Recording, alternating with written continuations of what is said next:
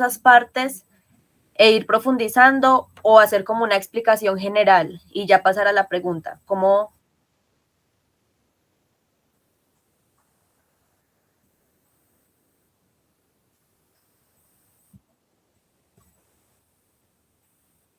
Sí, listo. Entonces,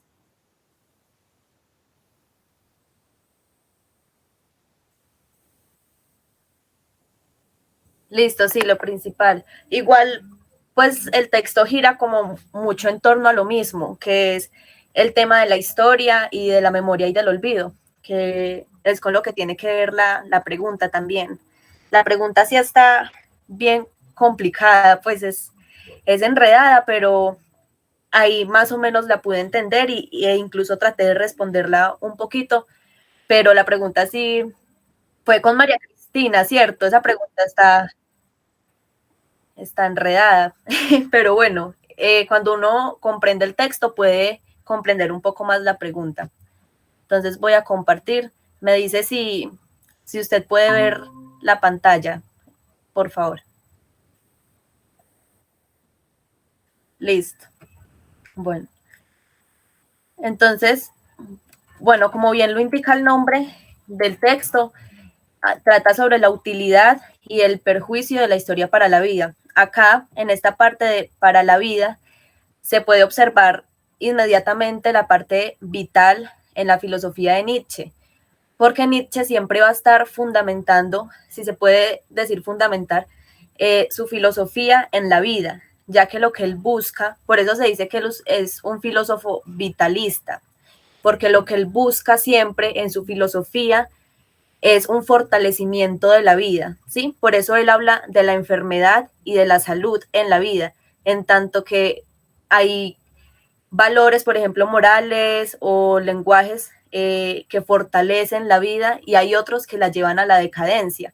Y esto es lo que vamos a ver con la historia. Entonces, por eso dice la utilidad y el perjuicio de la historia para la vida. ¿En qué medida la historia es útil para el fortalecimiento de la vida y en qué medida la lleva a la decadencia? ¿Cierto? Eso es lo que él va a abordar principalmente en este texto. Bueno, entonces, en el capítulo 1 se centra principalmente en abordar lo que es el sentir histórico y el sentir. Si en algún momento usted tiene alguna pregunta, me interrumpe, si voy muy rápido de pronto también me dice, no, no pare ahí, explíqueme mejor, algo así, ¿sí? Que no hay ningún problema. Entonces, en este capítulo 1, Nietzsche se centra principalmente en abordar lo que es el sentir histórico y el sentir de manera no histórica, comparando el animal con el humano, ¿cierto? Y habla de la memoria y del olvido. El sentir histórico tiene que ver con la memoria y el sentir no voy, antes de continuar, qué pena Néstor, voy a grabar para podérselo enviar a usted por si lo quiere volver a escuchar, repetir y también pues me sirve a mí. ¿Sí? Puedo grabar. Listo. Yo igual le envío la grabación por si usted de pronto le pueda servir volver a escuchar esto, no sé. Listo. Bueno, entonces como venía diciendo, el sentir histórico tiene que ver con la memoria. ¿Por qué? Porque gracias a la memoria se puede recurrir a la historia y al pasado. Y el sentir no histórico tiene que ver con el olvido, que él lo relaciona principalmente con el animal, porque el animal, dice él, que no tiene ese sentimiento del pasado como lo tenemos los seres humanos, y por ello dice que el animal puede ser feliz. Él empieza hablando con esta metáfora pues del animal, cuando dice, en la parte que tengo subrayada acá, dice, atado a la inmediatez de su placer y disgusto, en realidad atado al momento presente y por esa razón, sin atisbo alguno de melancolía o hastío. Ver esto se le hace al hombre duro, porque él precisamente se vanagloria de su humanidad frente a la bestia, y sin embargo fija celosamente su mirada en su felicidad. Este párrafo que trata casi que lo que yo tengo subrayado en esta partecita. Vea, él habla del animal, del hombre, en tanto que el animal siempre está parado en su momento presente. Él no se deja, por decirlo de alguna manera, atormentar por el pasado como lo hace el hombre. Y el hombre, normalmente el hombre siempre se ha sentido superior al animal por tener lo que se llama la razón, la memoria, ¿cierto? Toda esa parte del logos, y por ello se siente superior. Por esto aquí dice, precisamente se vanagloria de su humanidad frente a la bestia. Sin embargo, el hombre mira al animal de forma celosa. ¿Por qué? Porque el animal, al vivir en su presente, puede ser feliz, porque no se deja atormentar del pasado, no se deja limitar del pasado y no tiene un sentir histórico, sino que a él, como lo menciona acá Nietzsche, que siempre se olvida de todo, el animal se olvida de todo, tiene un sentir ahistórico y por eso no deja que su pasado intervenga en su presente, sino que vive siempre en el presente. Nietzsche en este primer párrafo, en todo este primer párrafo, habla sobre eso, sobre la distinción entre el animal y el hombre y cómo el hombre tiene un sentir histórico y el animal tiene un sentir ahistórico. Bueno, pasamos ya al segundo párrafo. Dice, pero también se asombró de sí mismo por no aprender a olvidar y depender siempre del pasado. Este es el hombre, el cual en su sentir histórico siempre depende del pasado. Y es que cuanto más lejos vaya, cuanto más rápido corra, esa cadena siempre le acompaña. Por cadena quiere referirse al pasado, es decir, el pasado y la tradición es una cadena que siempre acompaña al hombre, siempre lo va a atormentar, siempre lo va a estar acompañando y por ello el hombre siempre va a depender de su pasado. Es asombroso. Ahí está el instante presente, pero en un abrir y cerrar de ojos desaparece. Surge de la nada para desaparecer en la misma nada. Sin embargo, luego regresa como un fantasma, perturbando la calma de un presente posterior.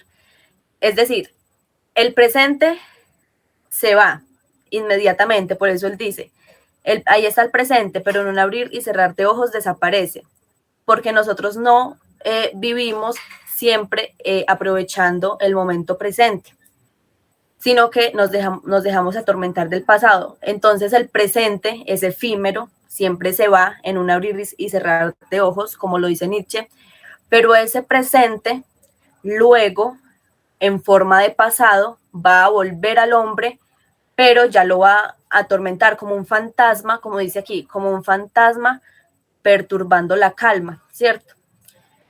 Entonces, bueno, sigamos con lo subrayado.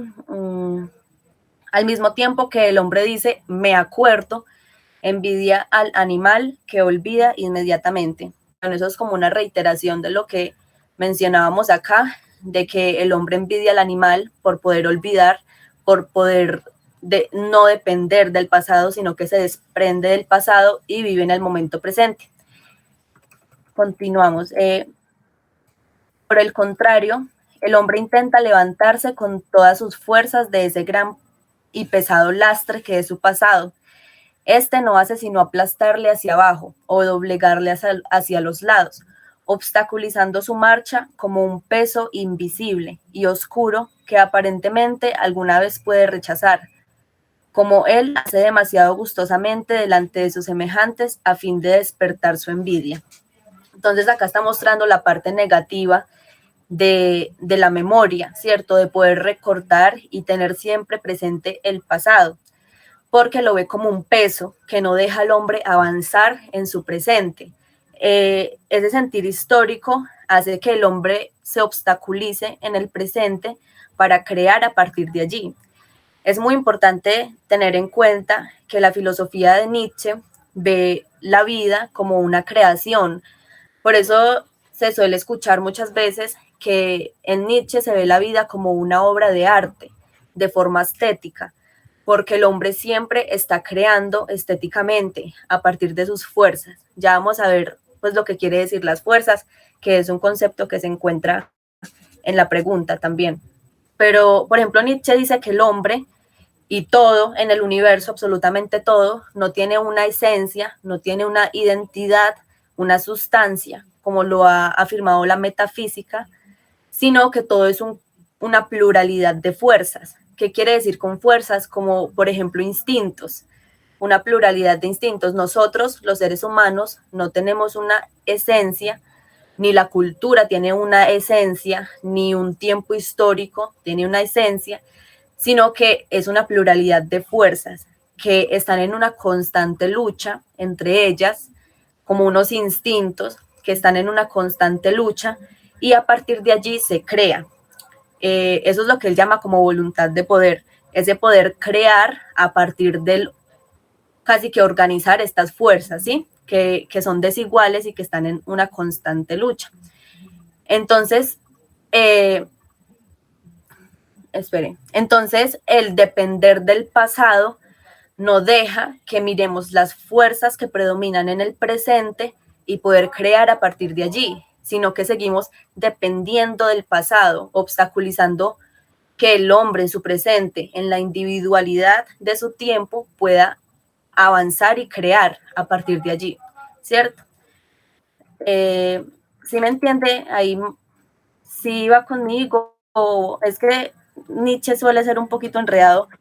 Sí. Bueno, listo.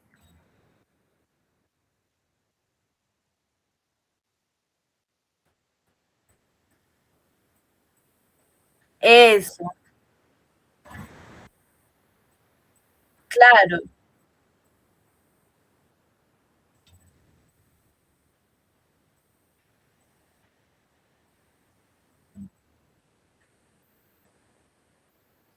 sí,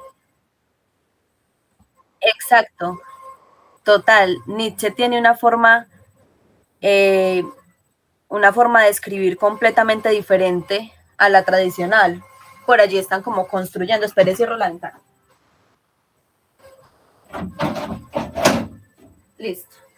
Es que la escritura de Nietzsche es muy diferente a la tradicional. No es una escritura sistemática que lleva un sistema rígido y riguroso, como lo podemos encontrar, como usted mencionaba, en otros filósofos, sino que aparte de que tiene una escritura fragmentaria, es decir, no profundiza, antes en este texto podemos encontrar una escritura así, casi que sistemática, pero si vamos a otros textos de Nietzsche, sus obras principales como Así habló Zaratustra, Más allá del bien y del mal, usted encuentra puros fragmentos, ¿cierto? Entonces en esos fragmentos, sí, y usted encuentra fragmentos que no profundiza la idea, por eso queda abierto a la interpretación. Por eso leer a Nietzsche no es una lectura de solo obtener información, sino que uno tiene que hacer un trabajo de interpretar,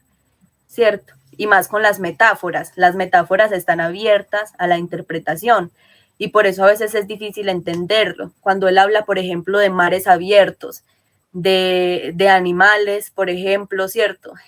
Son metáforas que son difíciles de entender, pero cuando nosotros, la filosofía de Nietzsche suele estar muy conectada en la idea general que él lleva. Entonces, cuando uno empieza a comprender esa idea de la filosofía de él, comienza como a entender cada partecita y cada texto. Bueno, entonces, sin redundar más, sigamos pues en este texto. Bueno, eh, acá, para terminar este grado y sobre este fundamento, los límites en los que el pasado ha de olvidarse para no convertirse en un sepulturero del presente, se tendría que conocer exactamente el grado de fuerza plástica. Este concepto de fuerza plástica es importantísimo en este texto, ya lo vamos a profundizar. Bueno, el grado de fuerza plástica de un hombre, de un pueblo o de una cultura. Quiero decir, esa fuerza para crecer por sí misma, ese poder de transformar. Y esta es la definición de la fuerza plástica. La fuerza para crecer por sí misma, ese poder de transformar y asimilar lo pasado y extraño, las heridas, de reemplazar lo perdido, de regenerar las formas destruidas. Bueno, ¿qué quiere decir en esta parte? El pasado y la memoria, como sea, son importantes para el desarrollo humano. La historia es importante para el hombre, pero según Nietzsche, el hombre siempre debe de acercarse a la historia juzgándola a partir de la vida y buscando lo que es útil para en mi presente fortalecer a la vida, ¿cierto? Entonces, ¿cómo me doy cuenta? Hay que establecer unos límites en lo que yo puedo recordar, en lo que debo recordar y en lo que no es necesario recordar. Porque él ahora nos habla de 3 formas de acercarse a la historia. En una de ellas, por ejemplo, que es la anticuaria, el hombre va a la historia y valora absolutamente todo, ¿cierto? No hay un límite, sino que todo lo histórico lo valora de igual manera. Lo que él está diciendo acá es conocer los límites de hasta dónde debo recordar e incluso también hasta dónde debo olvidar, porque el exceso, la idea general de este texto es mostrar que ni el exceso de la memoria ni el exceso del olvido son buenos para la salud de la vida. Él siempre va a estar hablando de salud y de enfermedad, ¿cierto? Entonces el exceso histórico, es decir, el depender totalmente de la historia, lleva a la decadencia del presente, porque no se puede crear a partir de ahí, sino que solamente se depende de lo pasado, ¿sí? Despreciando lo nuevo, despreciando la transformación, sino que se quiere eternizar lo pasado, como por ejemplo los valores morales, que es un tema que Nietzsche aborda, ¿cierto? Y el exceso de olvido tampoco es bueno porque de alguna forma el hombre debe tener en cuenta que proviene de una historia, que proviene de unos errores del pasado, pues él lo menciona así, de unos errores y de unas aberraciones del pasado. No podemos dejar de lado la historia. Además, que si vamos al pasado para observar, por ejemplo, en la historia monumental que él menciona, para observar esos monumentos, esas grandes figuras del pasado, para tomarlas como una inspiración en el presente, pues esa es una parte positiva, ¿cierto? Entonces, lo que él quiere decir en esta partecita es que debemos de saber los límites de cuánto debo recordar y cuánto debo olvidar para no llegar al exceso. Y en ese equilibrio es donde se encuentra la salud, ¿cierto? La utilidad de la historia para la vida. Y bueno, entonces él dice que estos límites los podemos conocer por medio de la fuerza plástica. Entonces, ¿qué quiere decir Nietzsche con fuerza plástica? Es como ese instinto que tiene el hombre o cada cultura, porque él está mencionando del hombre como individuo, de cada pueblo, de cada cultura, ese instinto que tiene de ir al pasado, buscando en el pasado, pero con la finalidad de fortalecer la vida, ¿cierto? En pro de la vida, por decirlo de alguna forma. Entonces, nosotros podemos conocer los límites. Si yo voy al pasado, yo sé qué debo recordar, si eso que yo recuerdo, por ejemplo, cuando usan figuras, por ejemplo, cuando Nietzsche mismo acudía al pasado para mirar la tragedia griega, para mirar el espíritu griego, ¿cierto? El cual es algo que él admira y lo quiere traer al presente. Entonces, como mirar al pasado y encontrar en el pasado, en la historia, una inspiración que me pueda fortalecer en mi presente. Entonces, es como la fuerza plástica, es como eso, poder identificar en ese suceso histórico, en la historia, lo que va a ser útil para la vida en mi presente. Entonces allí no se va a, ¿cómo le digo? No se adopta toda la historia, no se adopta todo el pasado, ni se sobrevaloriza todo, ni se le da la misma igualdad a todos los sucesos históricos, sino que se sacan unos cuantos y ahí está el límite, porque si se valoriza todo, pues entonces me hace depender completamente del pasado y eso no es saludable para la vida, es antivital, según Nietzsche. Por el contrario, si yo voy al pasado y busco en el pasado teniendo en cuenta ciertos límites y encuentro lo que es útil para mi presente, pues allí ya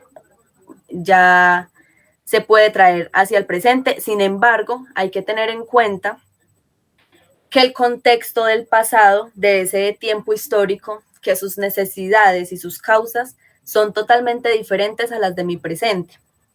Entonces yo voy al pasado, busco una inspiración como un modelo a seguir, pero yo no puedo traerlo casi que copiándolo o calcándolo, por decirlo de alguna forma, al presente, sino que hay que transformar. Y ahí en esa parte está el proceso de creación del hombre, cuando transforma el pasado, sacando el ejemplo de allí, claro, pero lo transforma a sus necesidades propias del presente. Hay que tener en cuenta la singularidad, la individualidad de mi contexto, de mi cultura y de mi tiempo, porque no se puede igualar con la de un tiempo pasado, el cual tenía unas necesidades diferentes, unas fuerzas diferentes que lo dominaban, ¿sí? Entonces siempre es importante tener en cuenta el contexto. Entonces, esa fuerza plástica es la capacidad de poder asimilar el pasado estando al servicio de la vida presente, ¿sí? Entonces, es gracias a esa fuerza plástica, a ese instinto, a esa capacidad que podemos medir los límites de cuánto puedo olvidar y de cuánto puedo recordar, medir los límites de la memoria y del olvido, porque un exceso es antivital, no es saludable, es un síntoma de enfermedad, porque puede llevar a la debilidad de la vida, en tanto que niega la creación, o un deceso, no sé, exceso, deceso, bueno, lo contrario a exceso, como se diga. Por ejemplo, con el olvido, el exceso del olvido lleva a casi que a un ensimismamiento o a un solipsismo, ¿cierto? Sin tener en cuenta un contexto, sin tener en cuenta una historia o sin tener en cuenta las consecuencias que pueden tener mis actos en la cultura. Entonces es como siempre, es como la idea general de este texto, ¿sí? Siempre se debe buscar un equilibrio en la memoria y en el olvido, ¿sí? Y y tener unos límites esos límites los podemos reconocer a partir de la fuerza plástica, que es esa capacidad de poder ir hacia el pasado buscando en servicio de la vida presente. A partir de esa fuerza plástica puedo conocer los límites de la memoria y del olvido. O sea, puedo saber cuánto puedo recordar, cuánto es útil para mi vida recordar y cuánto no, ¿cierto? Entonces, la historia, Nietzsche en ningún momento está negando la historia, él sí llega a decir que la historia es negativa cuando se empieza a depender de ella y cuando se eternizan esos sucesos del pasado, los cuales impedirían la creación en el presente, ¿sí? La creación estética, la formación de lo nuevo. Entonces ahí es donde la historia se ve negativa. Pero eso no quiere decir que se desvalorice totalmente la historia, no. La historia es importante siempre y cuando se tengan en cuenta esos límites de cuánto debo recordar, cuánto debo olvidar. Bueno, entonces continuemos. En esta parte él sigue hablando prácticamente de lo mismo, ¿sí? Bueno, acá sí, claro.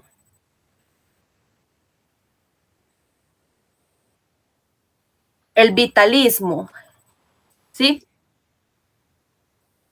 Sí, tiene que ver es eso. Cuando yo le digo a usted que la filosofía de Nietzsche es una filosofía vital, es porque él siempre pone como base ante todo la vida, el fortalecimiento de la vida, ¿sí? Lo que más importa es que la vida pueda desenvolverse de forma positiva, por decirlo de alguna forma. Siempre, por eso él dice, cuando vamos al pasado, nosotros no somos los que juzgamos, lo que juzga es la vida propia, si sirve para el fortalecimiento de mi vida o no. Entonces, cuando yo le hablo de algo vital, de que la filosofía de Nietzsche es una filosofía vitalista, quiere decir que siempre está enfocado en el fortalecimiento de la vida, ¿sí? ¿Sí queda clara más o menos eso?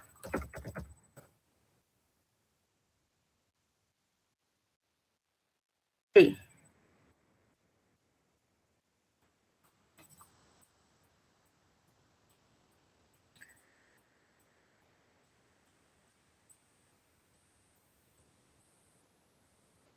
sí, claro. En todo, eso es un concepto muy importante en Nietzsche porque en todas sus obras usted va a encontrar eso, como usted me decía, yo leía otros textos y encontraba lo de la vitalidad, porque él siempre pone eso como base, como fundamento, incluso en el título de este texto, como yo le mencionaba, está preguntándose casi que en qué medida la historia es útil y al mismo tiempo puede ser dañina para la vida, ¿cierto? Entonces ahí está mostrando como esa parte vital, la importancia que tiene la vida en la filosofía de él. Él suele hacer una crítica muy grande a toda la metafísica, a toda la tradición occidental, porque dice que es una decadencia de la vida y que lleva a negar la vida en el sentido de que se busca la trascendencia, por ejemplo, con el cristianismo, con la metafísica, se niega lo humano, ¿cierto? Entonces él siempre busca como ese fortalecimiento de la vida. En muchas partes usted puede encontrar que se dice que la filosofía de Nietzsche es una ética para la vida, y es porque él siempre nos está invitando a cómo debemos vivir la vida, prácticamente cómo debemos vivir la vida para hacerlo de una forma sana, ¿sí? Para hacerlo de una forma jovial. Cuando él dice jovial es aceptar la tragedia, es decir, el caos que tiene la vida. Entonces, siempre, cuando usted vea que filosofía vitalista, vital, sí, tiene que ver con la importancia de la vida. Entonces, en Nietzsche encontramos eso. Él es supremamente un filósofo vitalista porque siempre pone como lo más importante la vida, el fortalecimiento de la vida, más no la decadencia, que es lo que sucede cuando dependemos totalmente de la historia.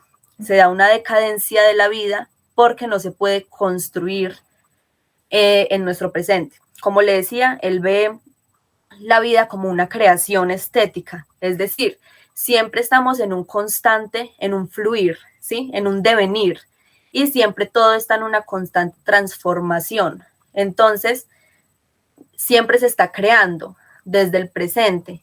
Y si nosotros dependemos 100% del pasado, estamos negando lo nuevo que se puede venir, ¿sí? Bueno, entonces, más o menos queda, ¿sí le queda claro esa partecita?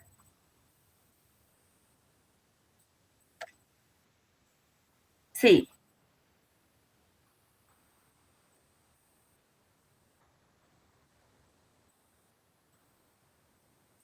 no, la jovialidad y lo jovial son lo mismo. Eh, Tiene que ver con vivir la vida aceptando lo que yo le decía, aceptando la tragedia, la parte trágica. Porque podemos ver, por ejemplo, en la metafísica, que es lo que él suele criticar, que se niegan los instintos, se niega el caos, siempre buscando un orden, ¿cierto? Siempre buscando solo la parte buena, ¿sí? Prácticamente por decirlo así, la parte positiva de la vida, dejando a un lado lo negativo, dejando a un lado el caos, dejando a un lado la tragedia que trae la vida. Entonces, cuando Nietzsche nos dice que hay que aceptar la vida con jovialidad o hay que vivir de forma jovial, quiere decir que hay que aceptar la vida con su tragedia, con su caos, con su devenir constante, con su cambio. Porque, por ejemplo, en la metafísica se quiere eternizar todo, en el historicismo también. Este texto que estamos abordando es una completa crítica a la ciencia que predominaba en la época de Nietzsche. Por eso es que él escribe este texto, porque dominaba lo que era el historicismo.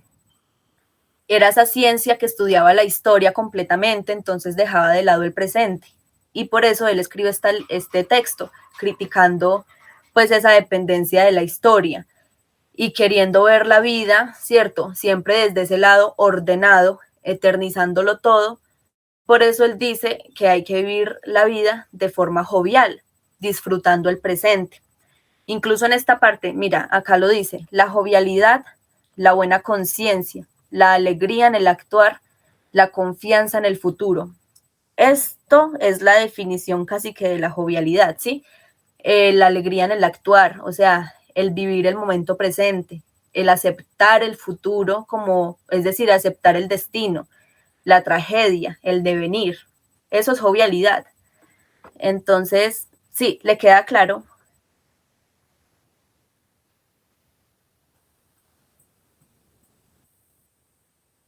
Listo. Mm, bueno, acá se sintetiza lo que él prácticamente está mencionando en todo este capítulo y dice, esta es precisamente la tesis propuesta a la reflexión del lector, que lo ahistórico y lo histórico son en igual medida necesarios para la salud de un individuo, de un pueblo o de una cultura. Entonces, tanto la memoria como el olvido, olvido como lo ahistórico y memoria como lo histórico, son importantes para el individuo, para el pueblo y para la cultura, ¿sí? Es importante Luis, ese sentir histórico que es recordar el pasado y es importante ese sentir ahistórico que tiene que ver con vivir el presente y dejar de lado el pasado. Siempre se debe buscar la idea, como le digo, la idea principal en este texto es que el exceso es dañino para la salud de la vida y que lo importante es buscar un equilibrio, un balance entre la memoria y el olvido, entre lo histórico y lo ahistórico. Saber qué debo recordar, qué es útil recordar del pasado para el fortalecimiento de mi vida presente. Sí, me entiende como esa partecita.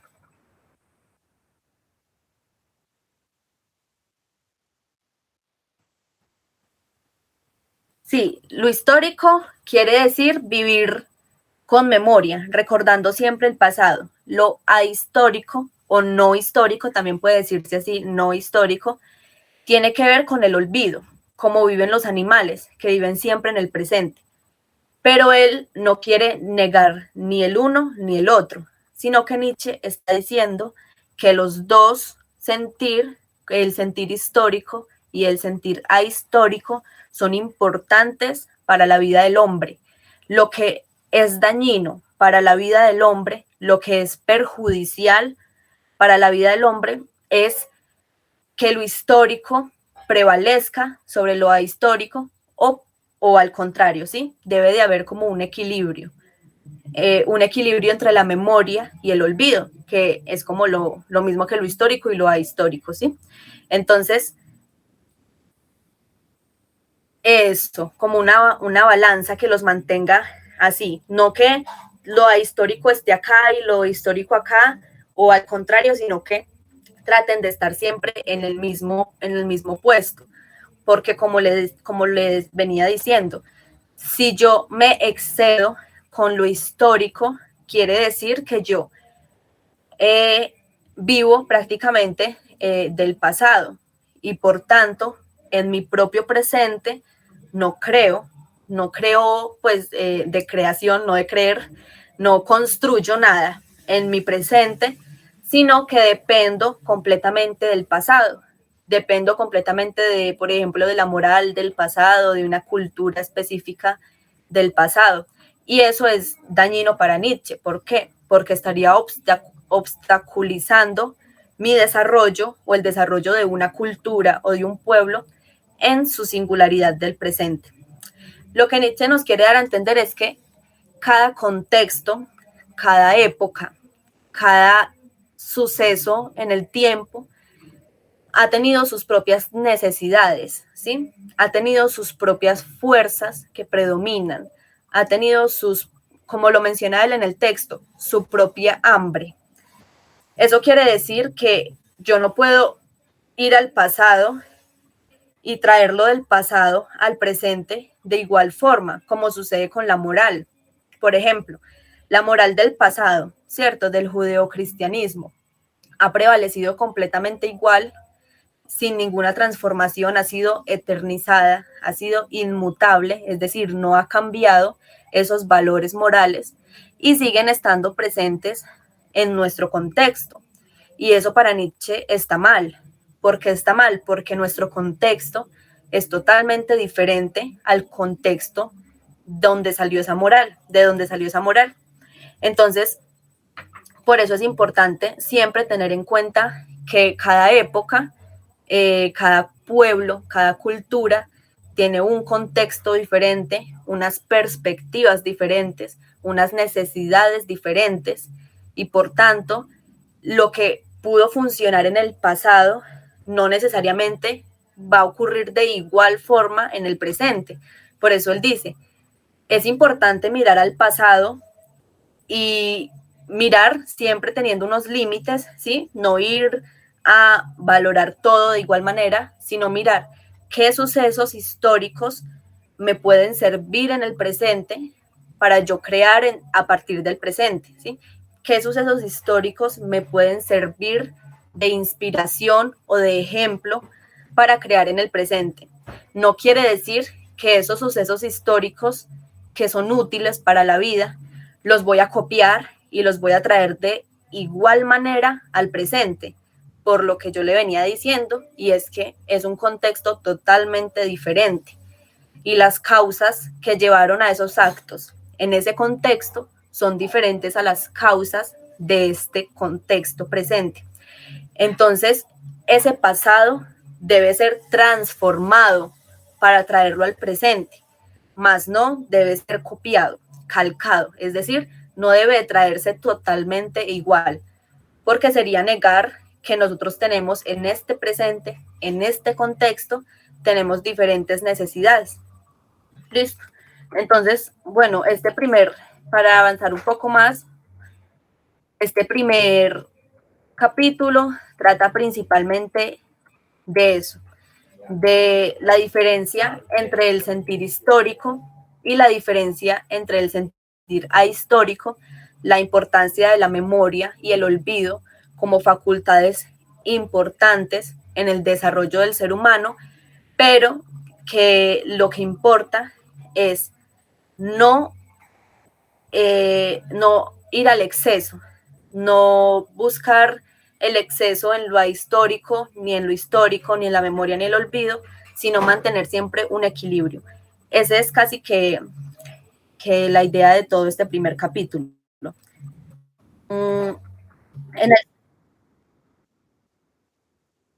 Sí, eso de la balanza. Eso, con esa idea usted ya puede entender entonces lo que es este primer capítulo.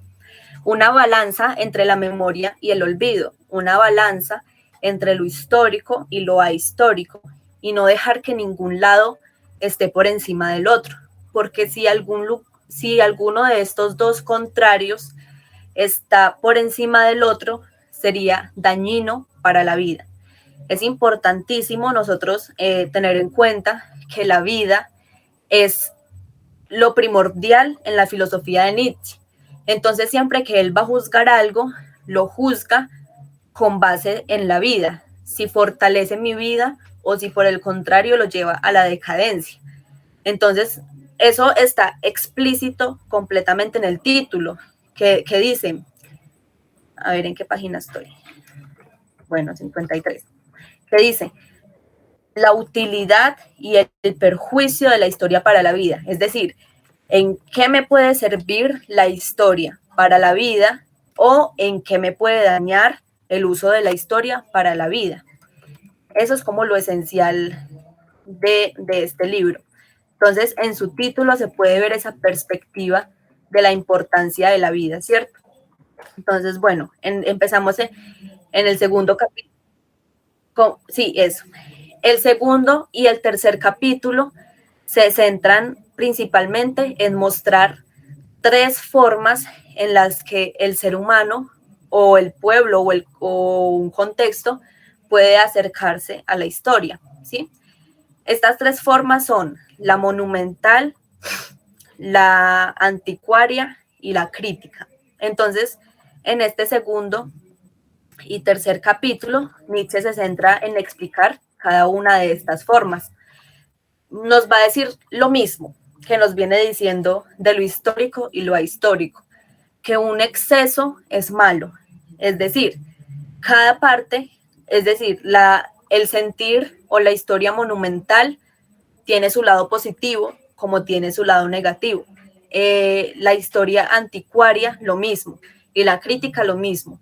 Es decir, todas tienen su lado positivo, es decir, su lado útil para la vida, y tienen su lado negativo. Como negativo es que lleva la vida a la decadencia, es decir, a descender, no lleva la vida al fortalecimiento, sino que por el contrario la lleva a descender, a no crear.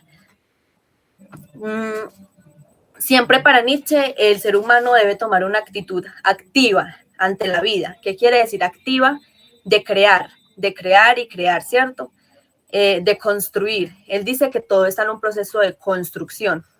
Y entonces lo que fortalece a esa creación estética de la vida es útil para la vida. Por el contrario, lo que lleva a que el hombre simplemente acepte órdenes, por ejemplo, se dice que la tradición es una autoridad que ordena, o sea, la historia. Cuando dependemos del todo de la historia es una autoridad que le está dando órdenes a los individuos. Y eso no es positivo para Nietzsche, porque la idea es que el hombre cree construya en su presente a partir de su propio presente. Entonces, si el hombre solo obedece a la historia, está tomando una actitud pasiva, ¿sí? Eso lo vamos a ver en la actitud anticuaria.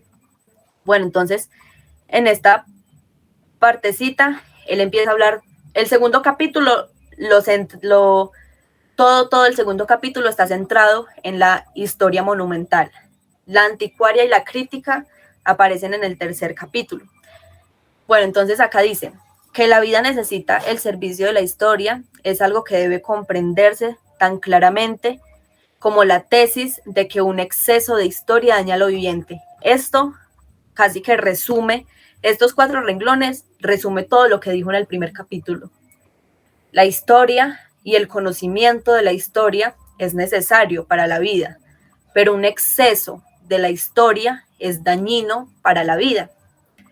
¿Por qué? Porque si nosotros valoramos del todo la historia, si queremos repetir y eternizar, es decir, volver eterno todo lo pasado y no crear y que no surja nada nuevo, sino que lo que, como se dice, lo que fue, sin que lo pasado ya es todo, ahí daña la vida. ¿Por qué? Porque ya no se acepta lo nuevo, ya no se acepta la creación. Por eso lo que yo le decía ahora, la importancia de postular unos límites, de conocer unos límites en el momento de recordar, en el momento de hacer uso de la memoria. Estos límites, como le decía ahora también, lo que él menciona, la fuerza plástica, estos límites los conocemos a partir de la fuerza plástica, que es esa capacidad que tiene el hombre de ir al pasado y reconocer lo que es útil para su vida. Y lo otro ya se podría decir que se deja a un lado. Entonces eso no es ir al pasado, a la historia, para valorar todo, sobrevalorar de hecho todo, sino que hay unos límites y se cogen ciertos sucesos históricos que son útiles para la vida. Entonces es a partir de la utilidad para la vida en donde podemos conocer esos límites de cómo puede ser útil la historia para la vida, ¿sí? Entonces, bueno, en esta parte empieza ya a hablar de la historia monumental. Como bien lo dice su nombre, es cuando acudimos al pasado para tomar ejemplos de monumentos. Monumentos son hechos históricos, por ejemplo, hombres fuertes. Él habla mucho, Nietzsche habla mucho, por ejemplo, en la genealogía de la moral, creo que es, no recuerdo, de Napoleón, de los romanos, Entonces es como tomar esos ejemplos de esos hombres fuertes que los veríamos como monumentos, como lo dice su nombre, historia monumental, y verlos como ejemplos y como inspiraciones para salir adelante en el presente. Acá cita a Goethe, por ejemplo, dice, nuestro tiempo es tan malo que, como dijo Goethe, el poeta no encuentra a su alrededor ninguna naturaleza adecuada. ¿Qué quiere decir con esta cita? El hombre tiene la necesidad de mirar hacia atrás, hacia el pasado, para encontrar una inspiración para actuar en su presente, pero no mira en su presente. Es decir, como si en su presente no tuviera inspiraciones, no tuviera ejemplos a seguir, como si en el presente no hubieran hombres fuertes, por decirlo de alguna forma. Nietzsche suele decirlo así, hombres fuertes y hombres débiles, como si no hubieran hombres fuertes en el presente, como si no hubieran personas o sucesos que admirar y que me inspiren para actuar. No, siempre se va hacia el pasado, ¿sí?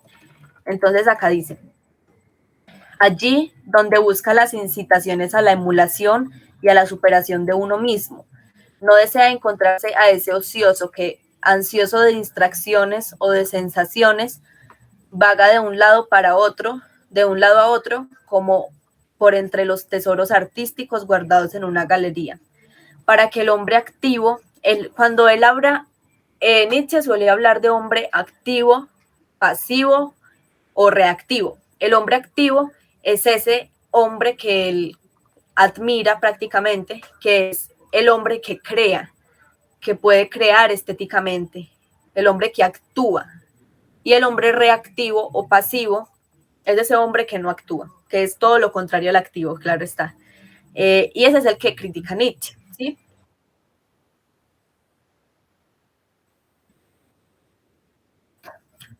Sí, podría decirse, el activo es el positivo y el reactivo o pasivo sería el negativo. Incluso Nietzsche siempre lanza sus críticas a esos hombres reactivos, pasivos.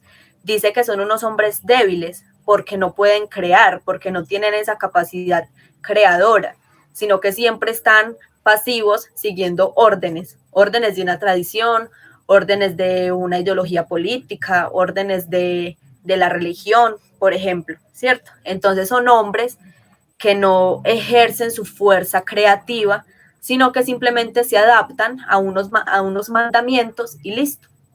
Entonces, por ejemplo, él, de hecho creo que María Cristina les habló a ustedes sobre la crítica a la moral. Nietzsche tiene una crítica muy profunda a la moral y es el hecho de que esos valores morales se han eternizado y nosotros seguimos obedeciendo a valores morales que fueron creados hace miles de años. Entonces se ven esos valores morales como una autoridad a los cuales hay que obedecer. Y para Nietzsche eso no está bien. Y no quiere decir tampoco que no deba haber una moral o que no deban haber valores, no. Nietzsche nunca niega eso. Lo que niega es la absolutización, es decir, que esos valores morales que surgieron hace miles de años se hayan vuelto unos valores absolutos, casi que metafísicos, y hayan seguido vigentes, es decir, sigan prevaleciendo a lo largo del tiempo y a lo largo de la historia. Porque él dice, es que hay muchas morales, cada contexto tiene su moral, cada época tiene su moral, cada sociedad tiene su moral. Porque debe haber una moral que pone unos valores para todo el mundo. O sea, está igualando a la gente, está igualando un bien y el mal, el cual sería el mismo para todos, y está absolutizando una moral que es creación del hombre. Porque esa moral metafísica, casi que la moral cristiana que nosotros conocemos, es una moral que fue creada según las necesidades de un contexto, que es completamente diferente a nuestro contexto. Entonces Nietzsche, eso es lo que critica en la moral, el hecho de que haya una moral que se considere absoluta, metafísica y la misma para todos, en todos los tiempos, en todos los contextos, perdón. Él quiere resaltar siempre la singularidad y la individualidad de cada contexto, de cada época, de cada tiempo, ¿sí? De cada individuo también. Cada época, cada contexto tiene unas necesidades diferentes y a partir de esas necesidades es que crea en su contexto. Entonces, lo que él critica es el hecho de eternizar, es decir, de volver eterno lo que se creó en el pasado y querer traerlo a nuestro contexto de la misma forma. Es decir, es importante mirar al pasado, pero no, como le decía ahora, no traerlo al presente igualito, como si lo hubiéramos copiado, sin ningún cambio, no. Es importante mirar al pasado, mirar lo que es útil para la vida, traerlo al presente, pero hacer una transformación de ese suceso de acuerdo a las necesidades que hay en el presente. Entonces es como eso. ¿Sí me entiende? Ahí. Listo. Entonces, bueno, para ir avanzando, voy a ir a hablar de forma concreta de cada sentir, que es el sentir monumental, anticuario y crítico, para ya pasar a la pregunta, ¿sí? Bueno, entonces, la parte de monumental, pues yo el texto lo leí, ¿cierto? De hecho, lo leí bien y le voy a hablar entonces así de forma general de cada parte, de cada sentir histórico, ¿sí? Entonces, estas tres formas, la monumental, la anticuaria y la crítica, son formas en que el hombre o un pueblo puede acercarse a la historia, ¿cierto? La monumental, dice Nietzsche, que es la del hombre activo, porque es la del hombre que busca actuar, ¿sí? Que busca hacer algo en su presente, que busca actuar en el presente, casi que incluso para quedar él mismo en la historia. Entonces, en ese acercarse histórico de forma monumental, como le venía diciendo, yo voy a la historia con la intención de encontrar algo digno de admiración, un ejemplo, una inspiración para yo crear en mi presente, para yo actuar en mi presente, ¿sí? Entonces, el sentir histórico en esa forma monumental lo que hace es ir a esos momentos del pasado para encontrar elementos de ser dignos, de ser admirados, que pueden inspirar la acción del hombre en el presente. Y por eso se dice que esta forma monumental es especial para el hombre activo, para el hombre que actúa, para el hombre que crea en su presente.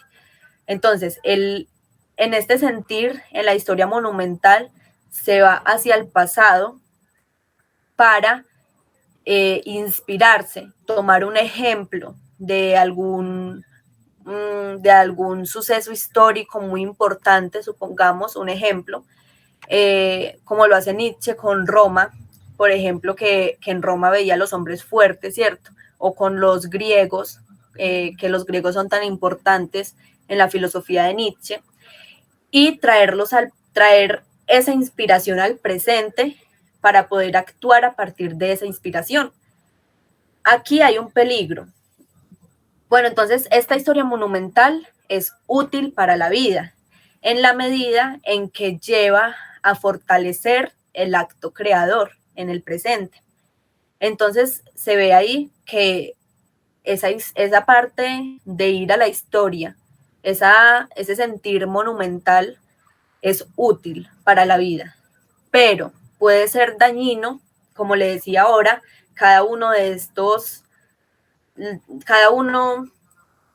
estos sentires históricos, el monumental, el anticuario y el crítico, tienen su parte positiva, su parte útil para la vida y su parte dañina.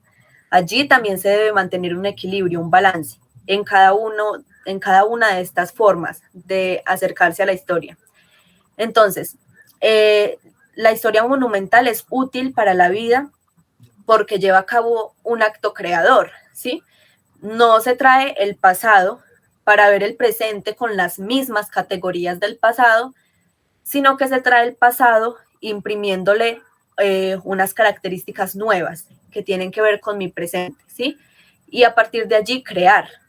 Esta es la faz positiva, el lado positivo de la forma monumental de uno vincularse con la historia. Es decir, poder ir a la historia para mirar esos sucesos que tomo como inspiración, traerlos al presente y crear y actuar a partir de ello. ¿Cuál es el peligro aquí? El peligro consistiría en traer lo pasado con las mismas características del pasado al presente. Como le decía, el pasado, en ese momento, supongamos que yo voy al pasado y encuentro una inspiración y veo que eso que hizo tal persona tuvo unos efectos muy positivos en su contexto, etcétera. Entonces, eso es una inspiración para mí actuar en el presente. Y yo lo traigo de la misma manera al presente. Pues ahí está el error, porque las causas y las necesidades de ese pasado son totalmente diferentes a las causas y a las necesidades que tengo en mi presente.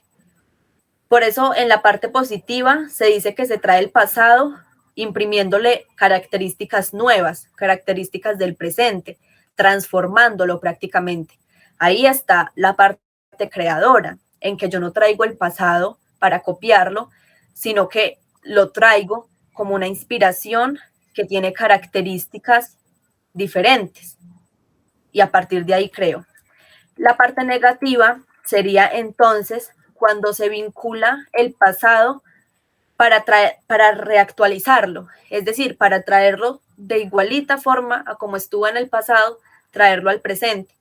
Esto no implica un acto creador, porque simplemente se está copiando, se trae el pasado con sus características propias y no se está creando a partir de ahí. ¿Sí me hago entender?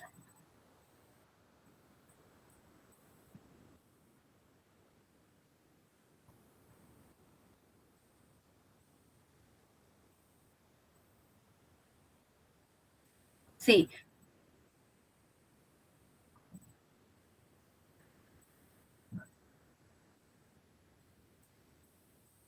exacto. Sí, o sea, la parte positiva de la historia monumental es ir al pasado, tomar una inspiración y traer el pasado al presente, pero imprimiéndole unas características diferentes, transformándolo. Ahí está el acto creador. O sea, yo lo transformo de acuerdo a las necesidades de mi presente. La parte negativa de esta historia monumental es ir al pasado y traer el pasado al presente, pero sin transformarle nada, es decir, copiándolo completamente. Allí no hay un acto creador, porque solo se mide el pasado en sus propias características del pasado, ¿sí? Ahí esa forma de... Ese es el dañino.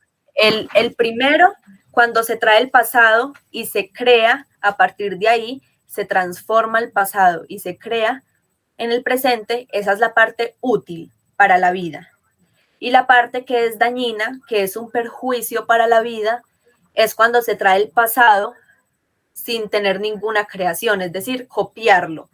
Esa es una forma de vincularse con la historia que no es creadora, sino que obstruye la creación en el presente y no permite, esto es muy importante, no permite ver la singularidad y las necesidades propias del momento presente, sino que las estaríamos confundiendo con las del pasado, porque traemos el pasado de la misma forma a como estuvo en su momento histórico, el cual tenía características o necesidades completamente diferentes. Entonces, bueno, esa es la parte de la historia anticuaria.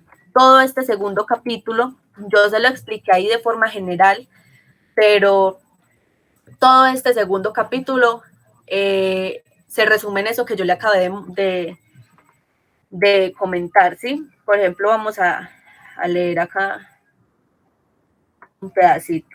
Vea, hasta entonces, La historia monumental no necesitará esa completa veracidad. Aproximará lo que no es semejante. Esto es lo dañino. Aproximará lo que no es semejante. ¿Qué quiere decir con eso? Trae al presente un pasado que no es semejante a nuestro contexto y lo trae de igual manera. Lo generaliza y lo igual, como lo dice acá. Generalizará y finalmente igualará, pero siempre atenuando las diferencias de los motivos e intenciones, con el fin de presentar los efectos de forma monumental. O sea, se miran los efectos de esas acciones en el pasado y se cree que entonces van a tener los mismos efectos en el presente si no hay ninguna transformación. Y eso no va a suceder así, porque como le digo, las necesidades de ese contexto fueron totalmente diferentes a las necesidades que rigen en el presente, ¿sí? Entonces, no es traer el pasado de igual forma al presente, traerlo igualito a como estuvo en el pasado, no, hay que transformarlo, hay que tomar inspiración a partir de allí y hay que transformarlo y traerlo al presente con características del presente, ¿sí? No eso como algo nuevo, y ahí está la parte creativa y esa es la utilidad del pasado. Entonces ahí podemos ver que en esta parte de la historia monumental también hay que buscar no una balanza, no. En esta parte de la historia monumental hay un lado positivo y hay un lado negativo. Hay un lado útil para la vida y hay un lado dañino para la vida. El lado útil, como le decía, es el que trae el pasado, pero lo transforma y le da características del presente. El lado dañino es ese que va al pasado, lo trae, pero no le transforma nada, sino que quiere generalizarlo. Como hay una parte que dice en el texto que es como si yo creyera que lo que pasó una vez puede pasar de igual modo dos veces. Y eso no es así. Pues Nietzsche mencionaba, creo con un ejemplo, él mencionaba que no, que la misma cosa no puede suceder dos veces de igual manera. Por eso la necesidad de transformarla de acuerdo a las necesidades del presente. Bueno, ya con la historia monumental,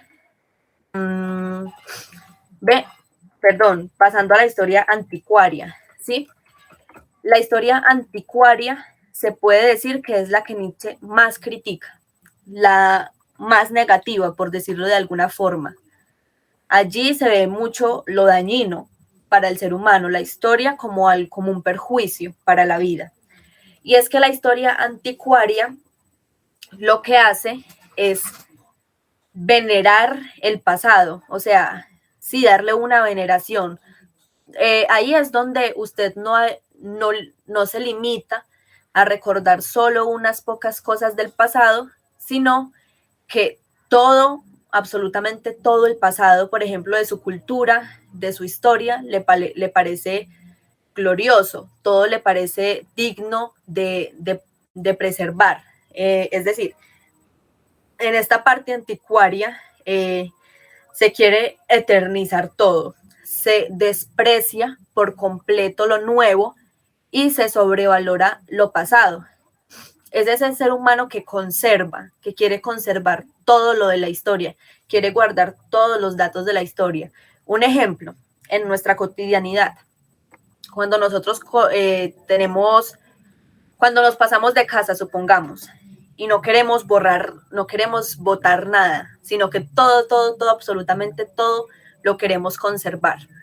Es eso mismo, ¿sí? En la historia anticuaria, el hombre quiere conservar toda la historia y quiere darle igual valor a todos los sucesos históricos, hasta el más pequeño detalle, hasta el más mínimo detalle, lo valora como si fuera súper importante. Allí todo es digno de ser recordado, de ser preservado y de ser eternizado. ¿Qué se busca? Que la historia, que lo pasado prevalezca y por tanto se ignora lo nuevo, se ignora lo creador. ¿Me hago entender en esa parte?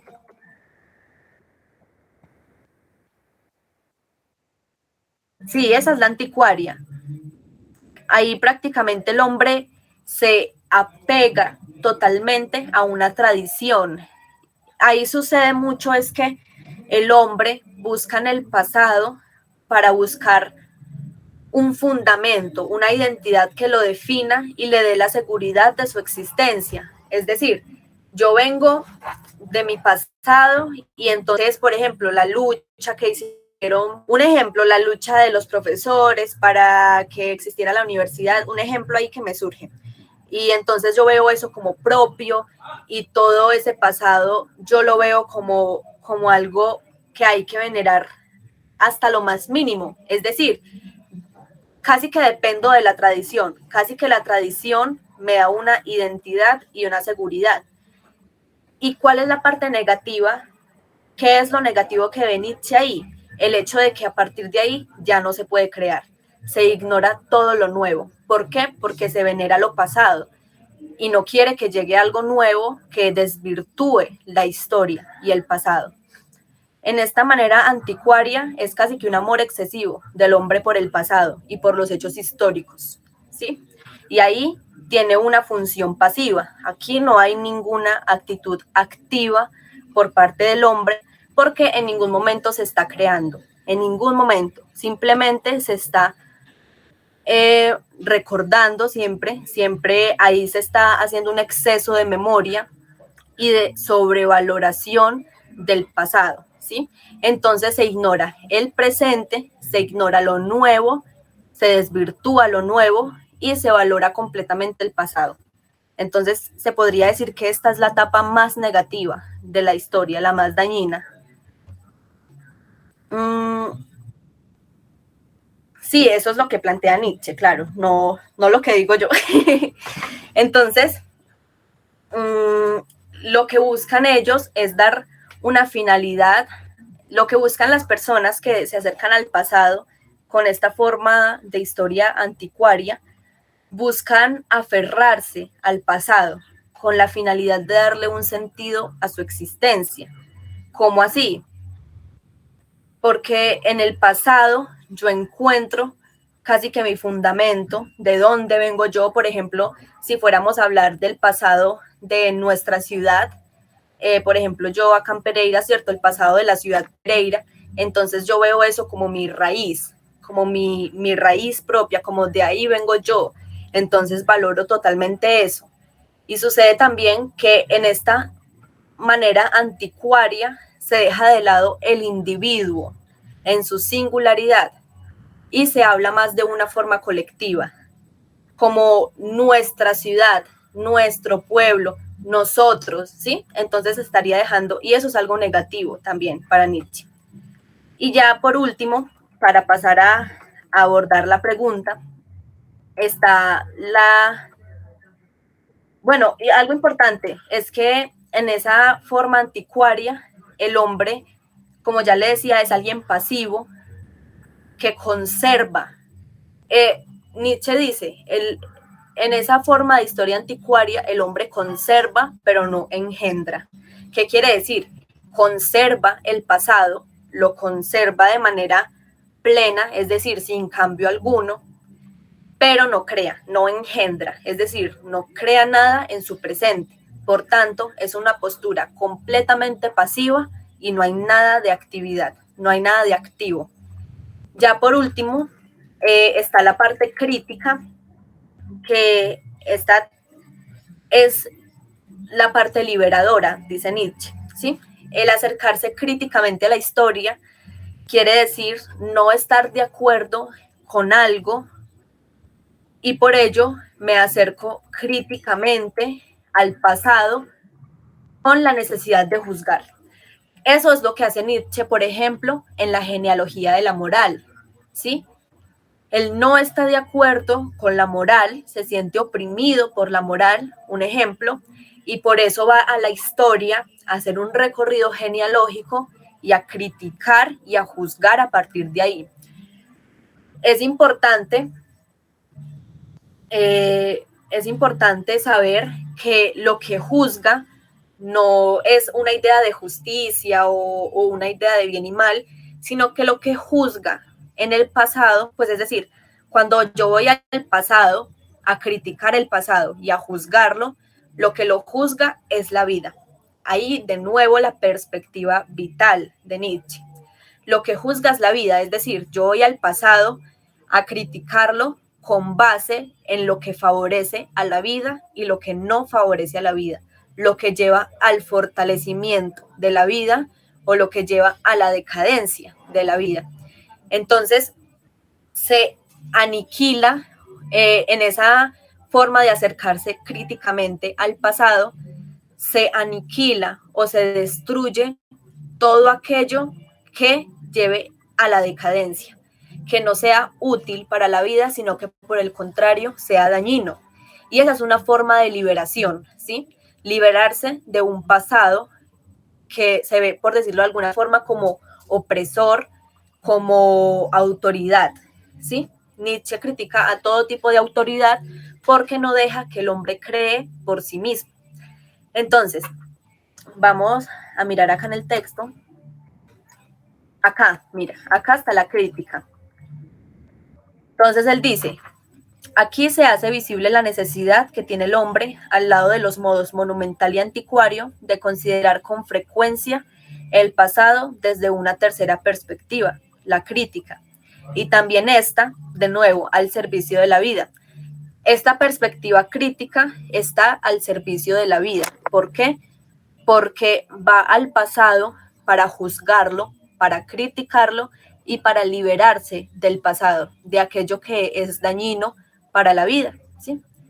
Entonces dice, es menester que el hombre, para poder vivir, tenga la fuerza de destruir y liberarse del pasado, así como que pueda emplear dicha fuerza de vez en cuando. Es decir, no siempre nos vamos a liberar del pasado, no siempre nos vamos a destruir el pasado o a destruir la historia, porque la historia, como ya hemos visto, es necesaria, claro. Entonces, es el saber cuándo emplear dicha fuerza de eliminar el pasado. Esto lo consigue llevando el pasado a juicio, instruyendo su caso de manera dolorosa, para finalmente condenarlo, ya que todo pasado es digno de ser condenado. Pasemos aquí. Pero no es aquí la justicia la que lleva las cosas humanas a juicio, y aún menos la clemencia, la que pronuncia el veredicto. Es únicamente la vida quien aquí se expresa. Entonces yo acá tengo unos apuntes, por ejemplo, siempre Nietzsche pone la vida como principio y algo puede ser juzgado, es decir, el pasado puede ser juzgado con esa perspectiva crítica solo con la base de si favorece o no a la vida, a la salud de la vida, o por el contrario, lleva a su decadencia. Entonces es de esa forma en que yo puedo ir al pasado y juzgarlo, viendo su utilidad para la vida. Esta es muy cortica. Ay, de hecho, esta partecita de la crítica solo viene desde aquí hasta aquí, solo son 2 páginas. Y bueno, entonces ya en esta parte de la crítica lo que se hace es como un ejercicio de la memoria que permite llevar a cabo un juicio que condene el pasado, que condene los acontecimientos del pasado que obstruyen, que dificultan el desarrollo de mi vida en el presente, ¿sí? Él pone un ejemplo al inicio del texto donde dice que imaginémonos a un hombre que se le haya desposeído de la capacidad de olvidar. Y es algo muy difícil porque es un hombre que dependería por siempre de su pasado y no podría crear en su presente, sino que siempre estaría atado a las cadenas de su pasado. Bueno, entonces, de forma general, ya para concretar y pasar rápidamente a la pregunta, de forma general, lo que Nietzsche nos quiere mostrar en este texto y en estos 3 primeros capítulos es que la historia es importante para la vida. El acontecer histórico, el conocimiento histórico, la memoria. Sin embargo, un exceso de historia, un exceso de memoria lleva a la decadencia. ¿Por qué? Porque hace que el hombre dependa de la historia y no pueda crear en su presente. Y para Nietzsche, esto es algo importantísimo, para Nietzsche la vida es una obra de arte porque es una creación estética. El hombre crea en su presente. Es importante acudir a la historia, pero acudir a ella siempre con unos límites, como le decía, buscar el equilibrio, la balanza entre la memoria y el olvido, saber qué debo recordar, saber qué es útil recordar para mi vida y saber qué debo olvidar, ¿sí? ¿Por qué olvidar? Porque puede ser dañino para mi vida, pues para la utilidad, ¿sí? Entonces, si le queda claro de pronto o no le queda claro o algunas dudas, tendrá.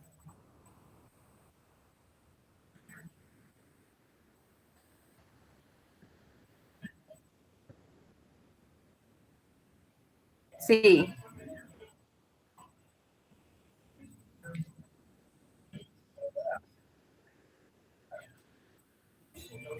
sí, eso es mantener un equilibrio. Cuando hablamos de tener en cuenta un límite a la memoria, estamos hablando de eso, de mantener un equilibrio entre la memoria y el olvido, que no me puedo exceder con la memoria porque puede ser dañino para la vida, ¿sí? Entonces, en eso está bien. Esa es la idea central, esa es la idea central del texto, mostrar que la historia, de hecho, es importante para el desarrollo humano, que la facultad de la memoria y el olvido son importantes para los seres humanos, pero hay que mantener una balanza y no hay que excedernos en el uso de la historia porque puede llevar al ser humano en el presente a la decadencia y a la pasividad, es decir, a un no actuar en el presente. Muestra tres formas de acercarnos a la historia, la monumental, la anticuaria y la crítica. Cada una de estas tres formas tiene su lado positivo, tiene su lado negativo, entonces tiene su lado útil y tiene su lado dañino. Entonces es importante conocer cuál es ese lado útil para la vida. Entonces, pasando a la pregunta. A ver, la pregunta dice, dice, la convención es sostenible solo por la identificación absoluta entre la cosa y el signo, y no entre la cosa y la fuerza que la posee. Esta es una parte de la pregunta. Vamos primero a abordar un poquito esta parte y ya luego pasamos a la pregunta como tal. Entonces dice, la convención es sostenible solo por la identificación absoluta entre la cosa y el signo y no entre la cosa y la fuerza que la posee. Bueno, encontramos conceptos, la convención, la sostenibilidad, la absolutización, la cosa, el signo y la fuerza. Estos son los conceptos principales que encontramos en esta frasecita. Si nosotros hablamos de sostenibilidad, quiere decir que algo permanece, que no cambia, que se sostiene, que se mantiene. Cuando nosotros hablamos de convención, estamos hablando de un acuerdo social, ¿sí? Entonces él dice, la convención es sostenible. ¿Qué quiere decir? Que un acuerdo social se puede mantener, es sostenible, no cambia, solo por la identificación absoluta entre la cosa y el signo. Cuando él habla de cosa, pues estaríamos hablando de todo, ¿sí? De todo en general. Y cuando habla de signo, estamos hablando del lenguaje, ¿cierto? En Nietzsche, el lenguaje es artificial, es decir, el lenguaje es un constructo humano. El lenguaje es creado por el ser humano. Según los distintos contextos, también, dice Nietzsche, hay distintos lenguajes, ¿sí? Pero esta parte acá es metafísica cuando él dice que la convención es sostenible solo por la identificación absoluta entre la cosa y el signo. Para Nietzsche no hay una identificación absoluta, porque lo absoluto ya es algo metafísico, ¿sí? Y él siempre critica la metafísica. Entonces, entre la cosa y el signo, ¿sí? Cuando la convención permanece, es decir, por ejemplo, la moral, cuando un lenguaje permanece en el tiempo, es sostenible, un lenguaje el cual ha sido convención, porque ha sido un acuerdo humano, un artificio humano, se sostiene por la identificación que tiene entre la cosa y el lenguaje. Y dice, y no, y no entre la cosa y la fuerza que la posee. Cuando nosotros hablamos de fuerzas, como yo le decía ahora, para Nietzsche, todo lo real son fuerzas, ¿sí? Por fuerzas se entiende todo lo real. Es decir, lo real es un conjunto de fuerzas desiguales, una pluralidad de fuerzas, de instintos, distintos entre sí, que permanecen en una lucha incesante, y esa lucha incesante nunca permite alcanzar un equilibrio o una estabilidad. Lo que yo le decía, nada tiene una esencia, según Nietzsche, claro, nada tiene una esencia, nada tiene una sustancia, nada tiene una estabilidad permanente, una inmutabilidad, sino que todo es un constante devenir, una constante transformación. Entonces, por eso se dice que la convención solo es sostenible cuando hay una identificación absoluta, pero cuando hay una identificación entre la cosa y la fuerza que la posee, la convención no puede ser sostenible. ¿Por qué? Porque las fuerzas están en un constante cambio y por eso nunca van a dar una estabilidad ni una sostenibilidad. Entonces, el hecho de que las fuerzas sean múltiples y mantengan en una constante lucha, en donde hay una voluntad que las ordena y a partir de allí crea, quiere decir lo que le decía, que no hay una estabilidad, no hay algo que permanece, sino que todo está en una constante transformación y un constante devenir. Por tanto, cuando hablamos de fuerzas, no se puede hablar de una sostenibilidad ni una perdurabilidad entre el lenguaje y la cosa. Porque si nosotros vemos la cosa desde las fuerzas que la poseen, estas van a estar en un constante cambio y por tanto el lenguaje estaría en un constante cambio. Entonces la convención entre la cosa y el signo es sostenible no por las fuerzas que poseen la cosa, sino por una identificación absoluta. Esto de identificación absoluta es metafísico y la fuerza ya es algo muy nietzscheano, ¿sí? Porque Nietzsche, como le decía, dice que todo está en un constante devenir y todo es una lucha de fuerzas, ¿sí? Toda la realidad es una lucha de fuerzas. Por fuerzas podemos entender, por ejemplo, en el ser humano, instintos, una lucha de instintos. Entonces, cuando nosotros hablamos de fuerzas, no hay una sostenibilidad.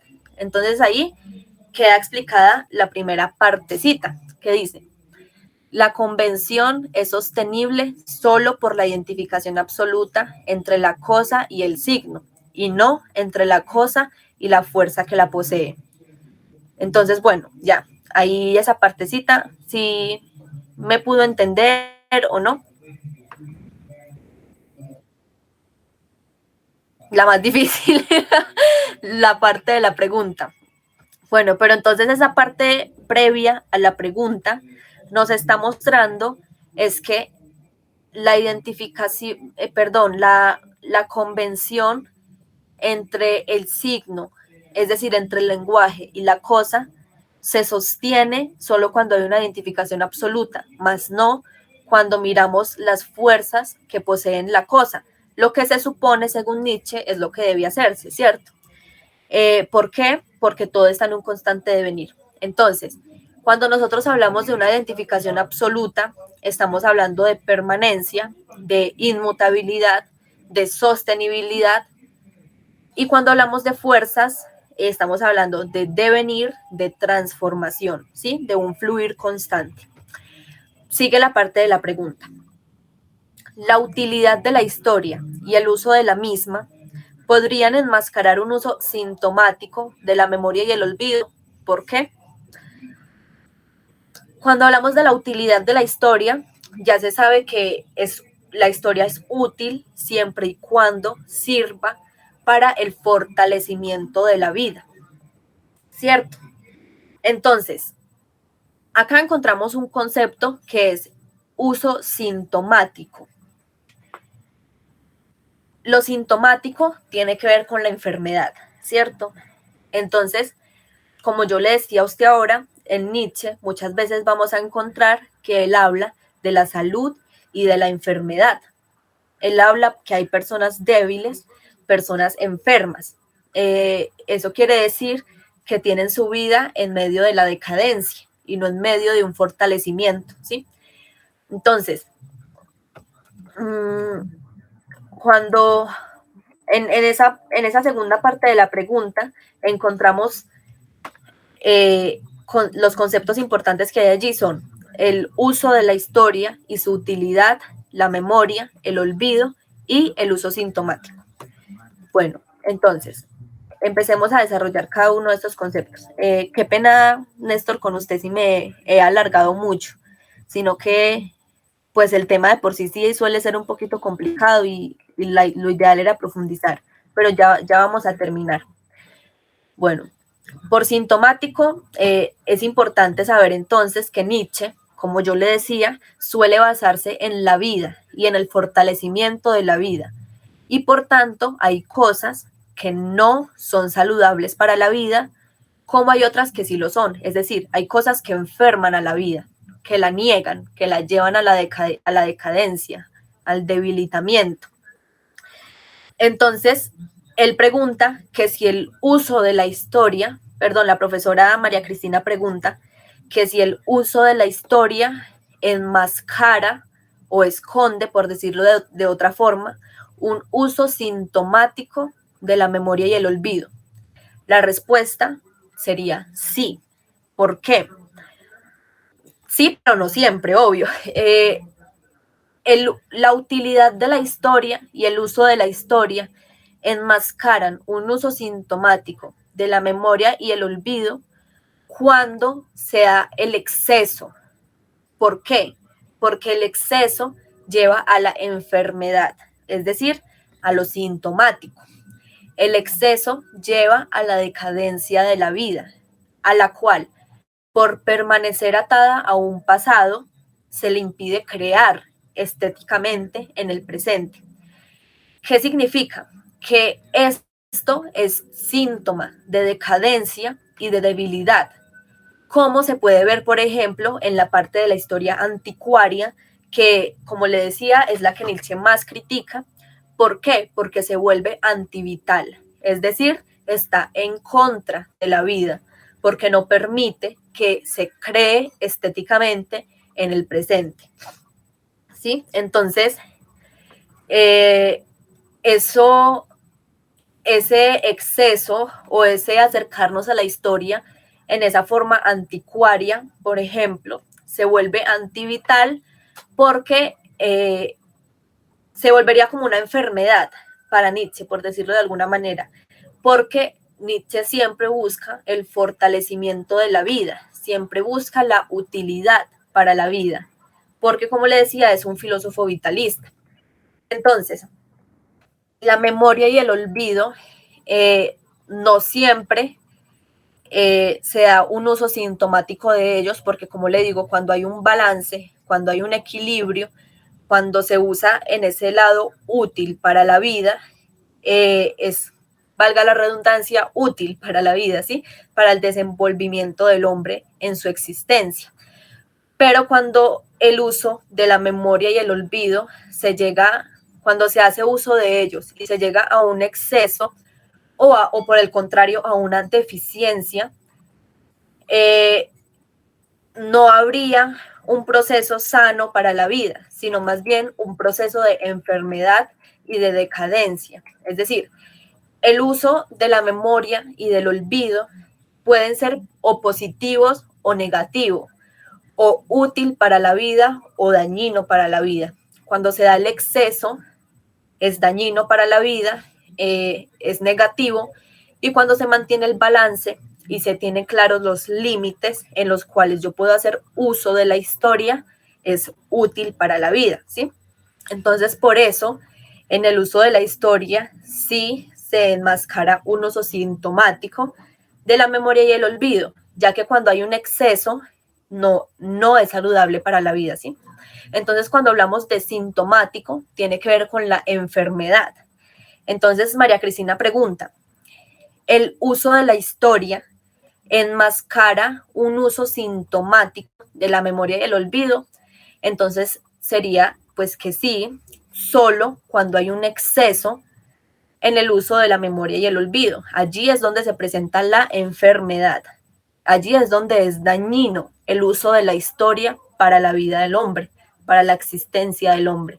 Entonces es allí en donde el uso de la historia enmascara esa parte sintomática al hacer uso de la historia, ¿sí?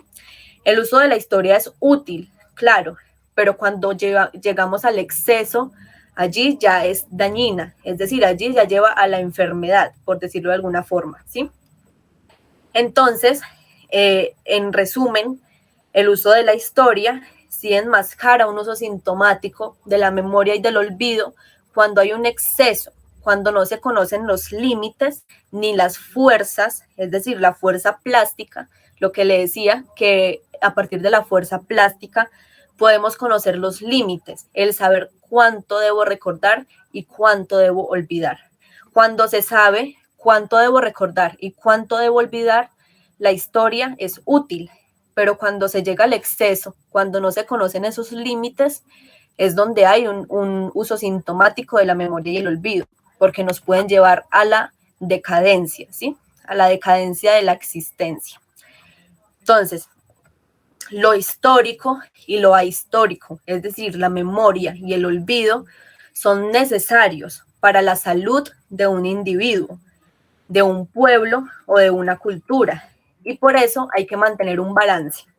Hay que determinar los límites correctos de esa fuerza plástica, que es esa capacidad, como le decía, de poder reconocer esos límites, poder saber qué tanto se debe olvidar, qué tanto se debe recordar y hasta dónde debe llegar el horizonte histórico de nuestra mirada, ¿sí?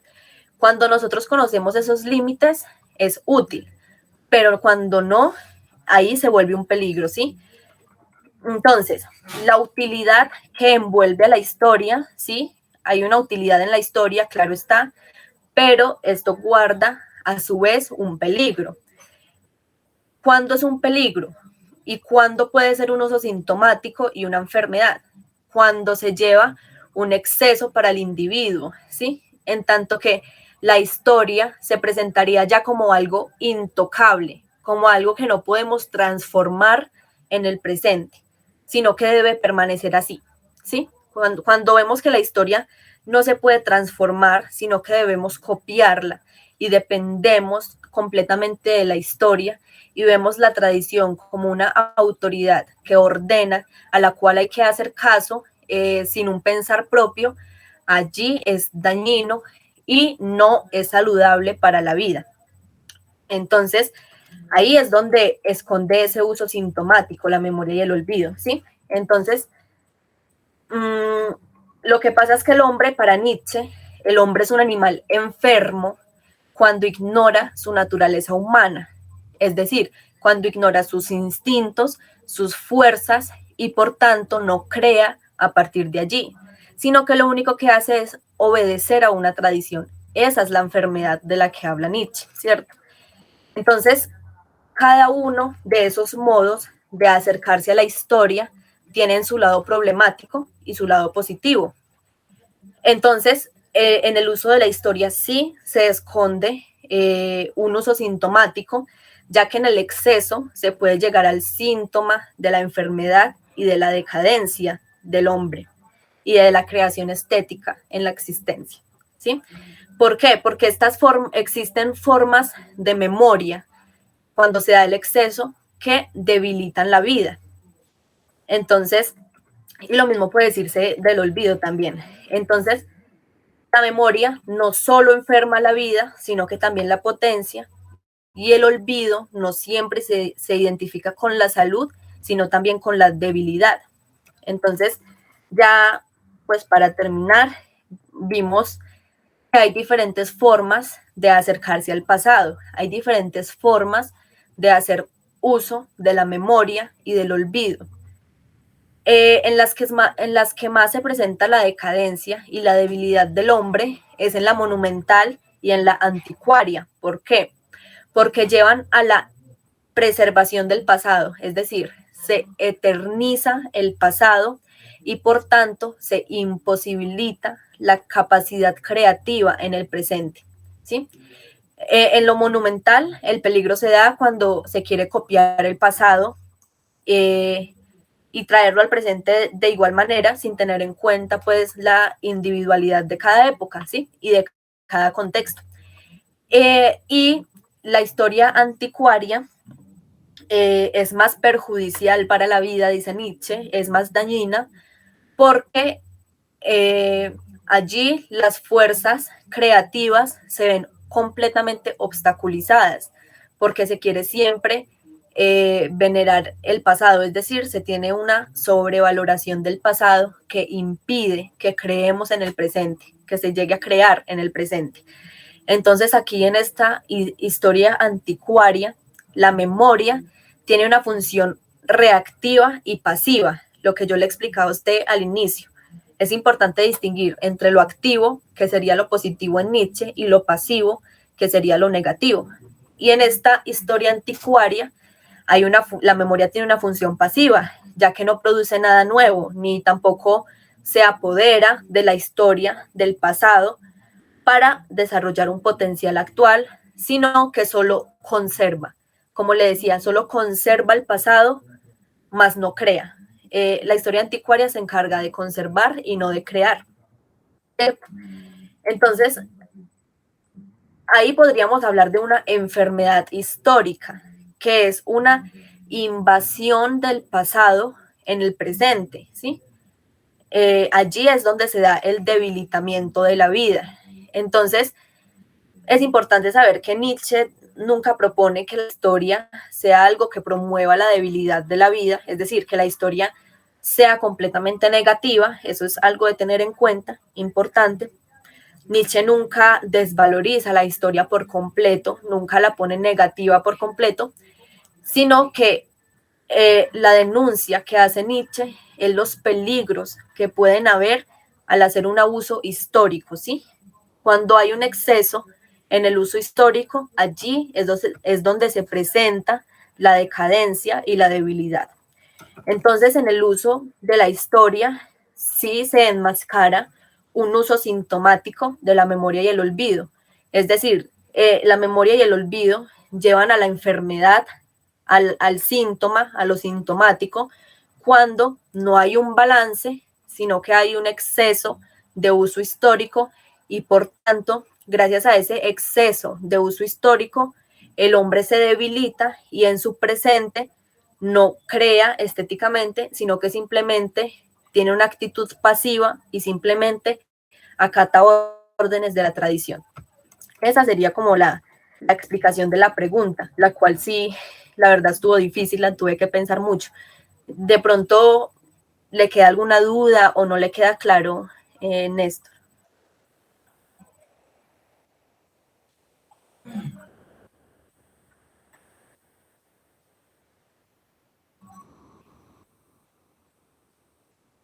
No, yo también cuando la leí, yo no entendí, pero cuando ya leí el texto, ya pues uno puede más o menos entrever qué es lo que se está preguntando.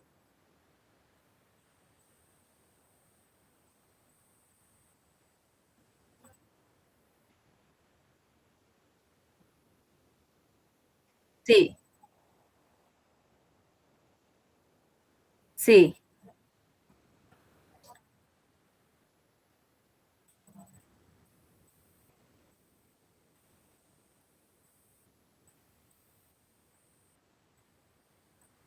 sí, claro, sí, cada una de esas formas tienen su lado positivo y su lado negativo. Lo mismo que el propio uso de la historia, tiene su lado positivo, que es cuando buscamos lo útil de la historia para la vida, y el lado negativo es cuando dependemos completamente del pasado, de la historia, ¿sí? Cuando se hace un uso excesivo. Entonces, la pregunta sería prácticamente, si el uso de la historia, pues traduciendo un poco la pregunta que hace María Cristina, si el uso de la historia lleva consigo una enfermedad al hacer uso de la memoria y el olvido, o esconde, ella dice enmascara, esconder una enfermedad, ¿sí? Al hacer el uso de la memoria y el olvido. Y la respuesta sería sí, cuando se da un exceso de la memoria y del olvido, cuando se da un exceso del uso de la historia, allí se produce algo antivital, es decir, que no es adecuado para la vida, para el presente, para el desarrollo de la existencia del hombre, y por tanto, si no aporta para el fortalecimiento de la vida, es una enfermedad, según Nietzsche. Él siempre ve lo que lleva al debilitamiento del hombre, de la vida del hombre, lo considera como una enfermedad. Y lo que lleva al fortalecimiento tiene que ver con la salud. Entonces, el uso de la historia, el uso de la memoria y el olvido, sí enmascara, sí esconde un uso sintomático cuando se da el exceso. Cuando se da el exceso, ahí se puede decir que es perjudicial para la salud. Entonces, es más o menos eso.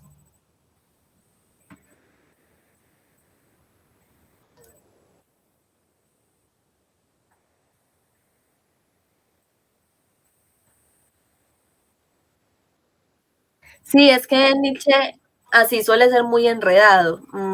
Él habla de salud, habla de enfermedad, y pues cuando uno habla de enfermedad uno se imagina la enfermedad que uno conoce, estar tirado en una cama, por ejemplo, enfermo, algo así.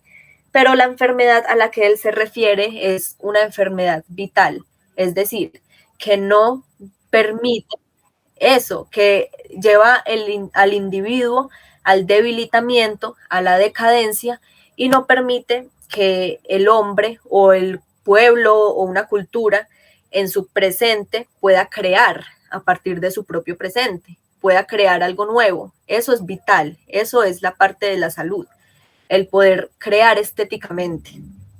Pero cuando se depende completamente del pasado, pues no se crea, sino que simplemente se tiene una actitud pasiva. Y ahí es donde está la enfermedad del hombre, según Nietzsche, ¿sí?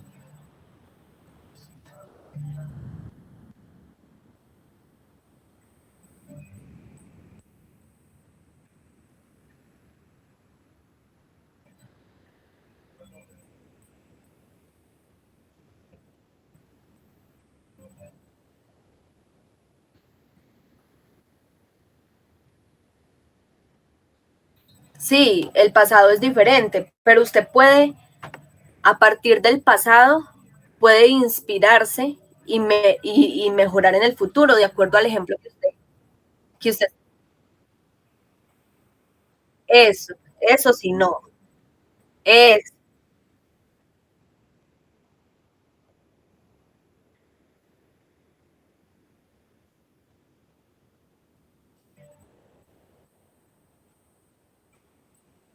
eso sí. Y, y también, pues, sí, es eso que usted me está mencionando. Y también cuando él habla del pasado, pues obviamente va más allá de nuestras propias experiencias, de nuestras propias vivencias, sino que mira la historia en general, ¿cierto? Sucesos históricos de mucho tiempo atrás. Y el hombre mira el pasado y busca inspiración en alguno de esos sucesos históricos, pero los trae al presente transformándolos de acuerdo a las necesidades propias del presente, porque no lo puede traer copiándolo, como me decía usted. Eso es debilitamiento porque no habría ningún acto creativo ahí, ningún acto transformador.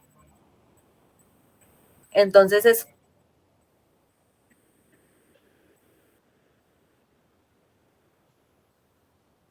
sí, claro, lo que debilita al hombre para Nietzsche en general es todo aquello que lo lleva a tener una actitud pasiva, una actitud de obediencia y no una actitud creativa. La salud tiene que ver con eso, con el poder crear, con el poder desenvolvernos en nuestra existencia a partir de la creación y no depender completamente de la tradición, no tener una actitud de obediencia ciega o de adaptarse a la tradición, al pasado, sino poder crear en el presente. Eso es la salud, poder crear en el presente y la enfermedad, la decadencia, es negar esas fuerzas que llevan a crear, es tener una actitud pasiva. Entonces, según la pregunta que hace María Cristina, que ella la hizo de una forma muy enredada, casi que uno no la puede comprender bien, pero quiere decir eso, si el uso de la historia esconde, el uso de la historia y de la memoria y del olvido esconde un uso sintomático, el cual sería así cuando hay un exceso del uso de la historia.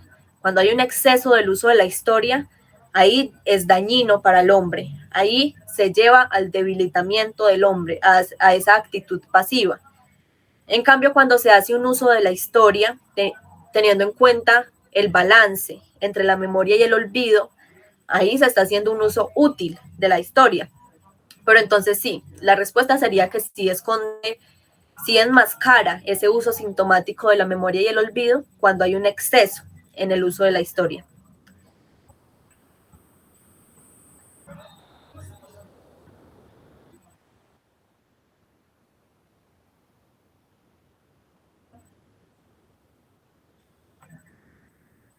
Listo. Es que Es que de por sí, pues sí, la escritura de Nietzsche es enredada y más que él usa términos que la definición no es la definición que nosotros conocemos normalmente y usa una escritura metafórica. Sí,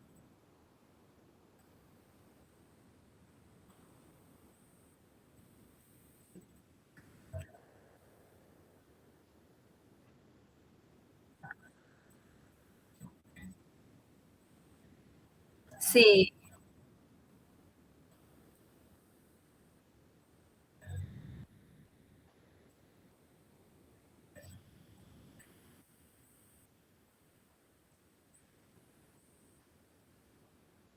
sí,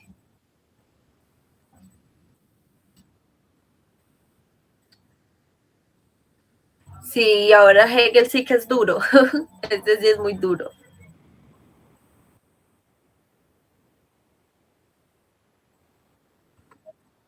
Pero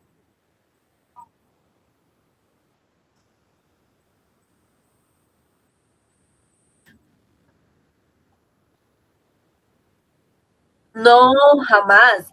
Lo bueno es que Oscar es muy buen profesor y Oscar explica muy bien cada partecita del libro. Entonces, uno llega casi que perdido al salón después de leer, pero Oscar explica y uno como que, ya, más o menos ya entiende.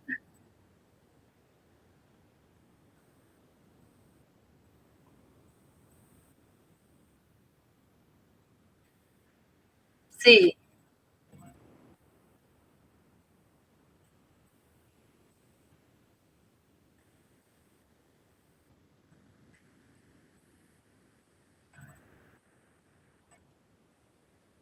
sí,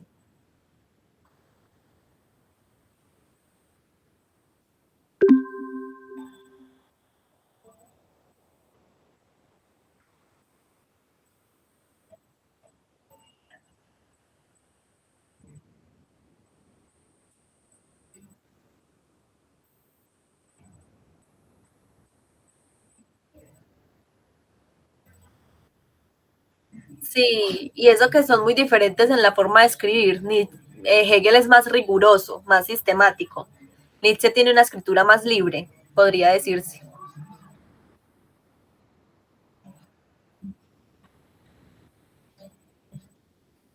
Sí, sí,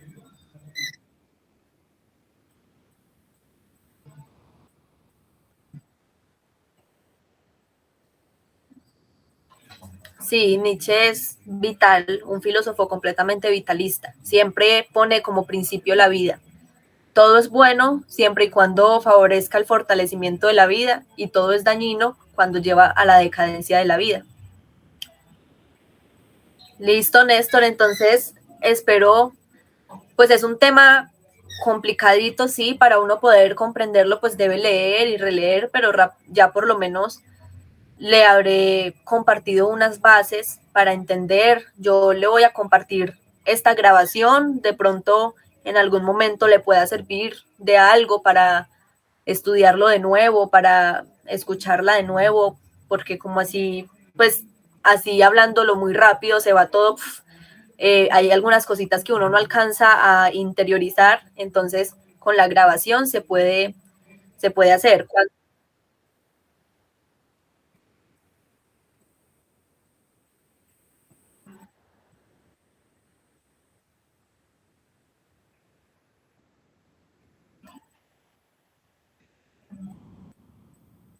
Sí,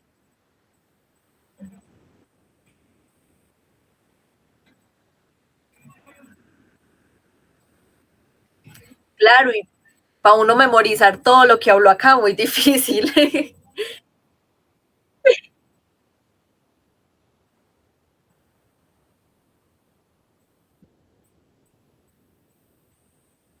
Sí,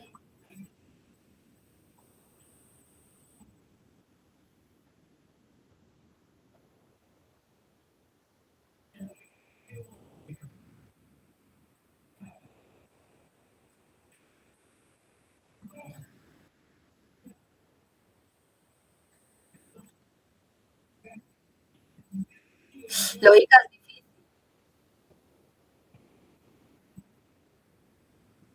Ah, sí, yo sé cuál es.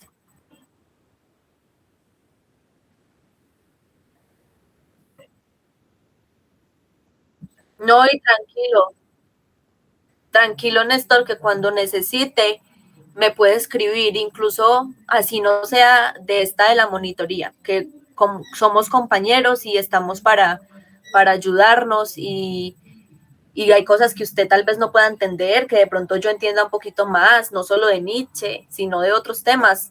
Sí, hágale que ahí estamos para ayudarnos.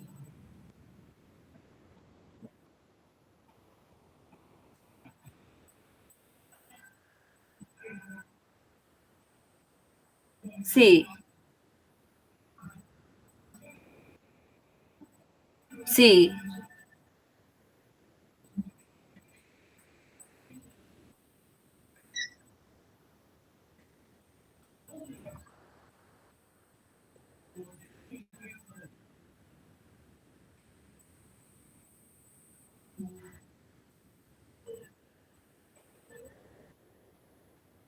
sí. Y ahí, mire que en esos ejemplitos que usted me está dando está Nietzsche. ¿Por qué? Porque lo que hablábamos ahora de la pregunta, de la identificación de la cosa con el signo, Nietzsche dice que el lenguaje varía también, dependiendo del contexto. Mire nada más, en su contexto, en su cultura, hay unas palabras completamente diferentes a las de aquí, ¿cierto? Entonces es eso, el lenguaje varía dependiendo del contexto.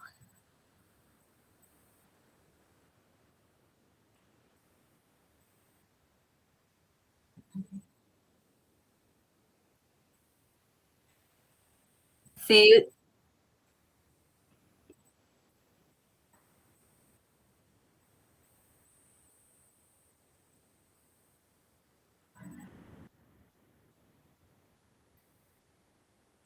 pues ahí lo envidio, en ese sentido lo envidio. Prefiero escuchar eso que toda la congestión de acá.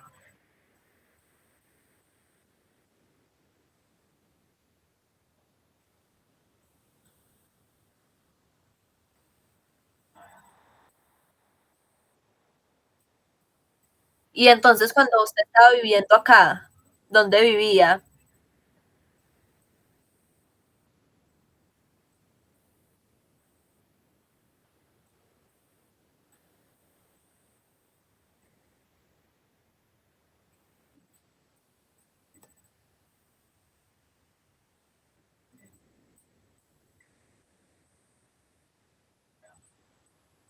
Ah, bueno.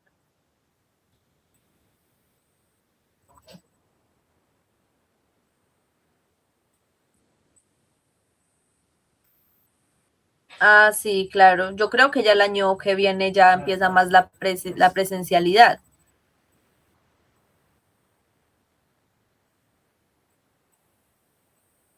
Pero y no le queda difícil, pues, por ejemplo, si le tocara venirse.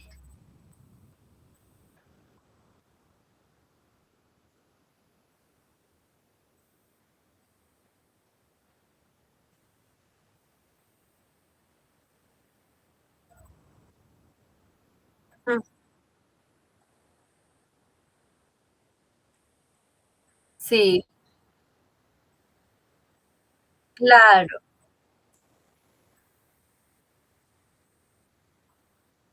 Sí, yo tengo compañeros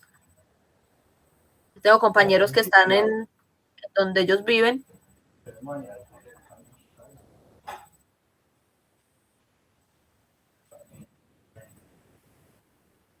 Sí, sí. Sí, bueno, bueno, Néstor, espero haberle servido de alguna ayuda.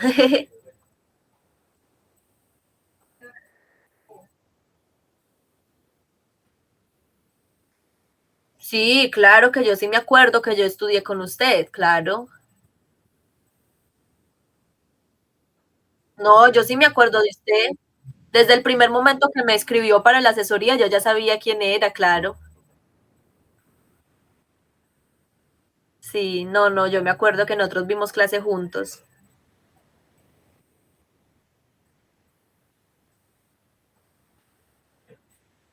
No, era aburrida con Cajicá, es que se llamó el viejito, no me acuerdo.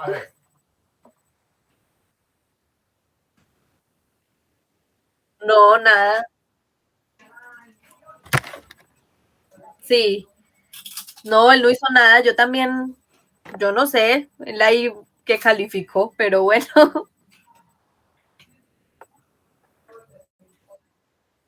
sí.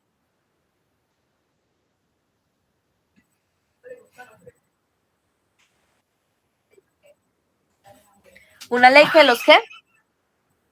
¿Una ley que los qué? Perdón.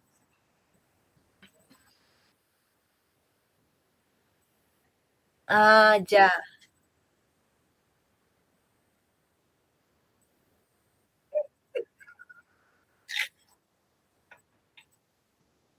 Ah, sí,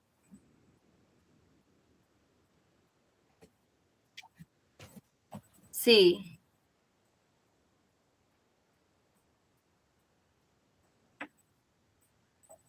Ojalá, ojalá algún día pudiera llegar a suceder eso.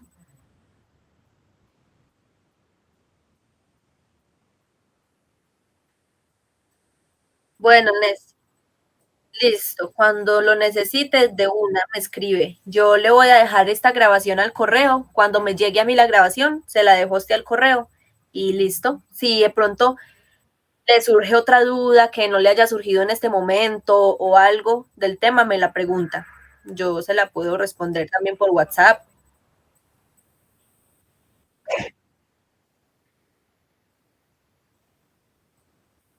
Ah, no, mira que yo no sé, este semestre no, ni nos mandaron nada de eso.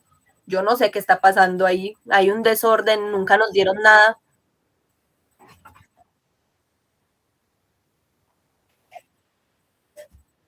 Sí, no, mira que no. Esta vez Luz Mila no nos dio ningún formato para llenar. Yo no sé. Si alguna cosa, se lo mando. Yo voy a averiguar. Y si alguna cosa, se lo mando. Y si no, pues no.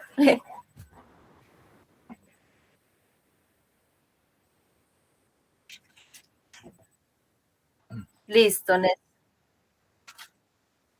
Bueno, igualmente, que esté muy bien. Estoy pendiente por si alguna otra duda. Chao, que esté bien. Bueno, chao.